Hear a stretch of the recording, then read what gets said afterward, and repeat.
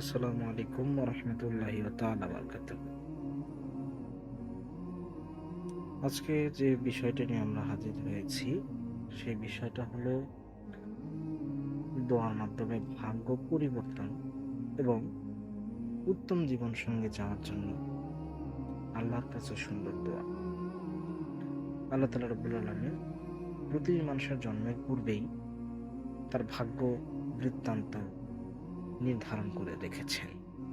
তার জন্ম মৃত্যু, থাকা খাওয়া, বিবাহ শাদী সব বিষয়ে বিস্তারিত আল্লাহ তাআলা পরিকল্পনায় তাকদীরে লিপিবদ্ধ রয়েছে। সুতরাং আপনার জীবনসঙ্গী কে হবে কিংবা আদৌ হবে কিনা বিষয়গুলো আল্লাহ তাআলা নির্ধারণ করেই রেখেছেন। অবশ্য নিজের আকাঙ্ক্ষার কথা আল্লাহ তাআলার কাছে দোয়ার মাধ্যমে পেশ করতে কোনো অসুবিধা নেই। বরং হাদিস শরীফে এসেছে দোয়ার মাধ্যমে আল্লাহ তাআলা ভাগ্য পরিবর্তন করে থাকেন। আলী ইবনে মুহাম্মদ রাহমাতুল্লাহ আলাইহি শাওবান রাদিয়াল্লাহু তাআলা আনহু থেকে বর্ণিত,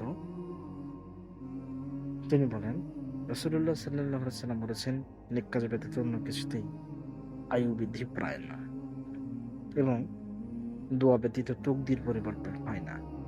আর পাপাচারের কারণেই মানুষকে তার জীবিকা থেকে বঞ্চিত করা হয়। সুনান ইবনে মাজাহ ইফানং 90। সুনির্দিষ্ট কোনো ব্যক্তিকে জীবনসঙ্গী হিসেবে পাওয়ার জন্য আল্লাহ তাআলার কাছে দোয়া করার তুলনায় দর উত্তম পদ্ধতি হলো এইভাবে দোয়া করা যেতে পারে: হে আল্লাহ, যাকে জীবন সঙ্গী হিসাবে পেলে আমার দুনিয়ার জীবন ও আখিরাতের জীবন উজ্জ্বল হবে, দিনদার, ইমানদারি ও হিদায়াতের পথ সুগম হবে, নেক সন্তান আসবে, হৃদয় মন প্রশান্ত হবে, তাকে আমার জীবন সঙ্গিনী হিসাবে মিলিয়ে দাও।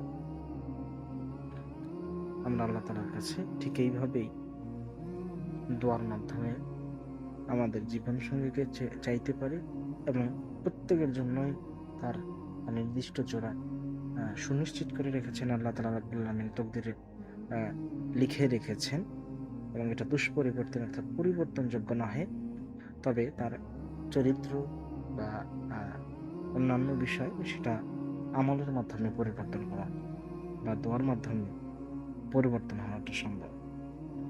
আল্লাহ তাআলা আমাদের বেশি বেশি করে দোয়ার মাধ্যমে ভাগ্যকে সুপ্রসন্ন করার তৌফিক দান করেন।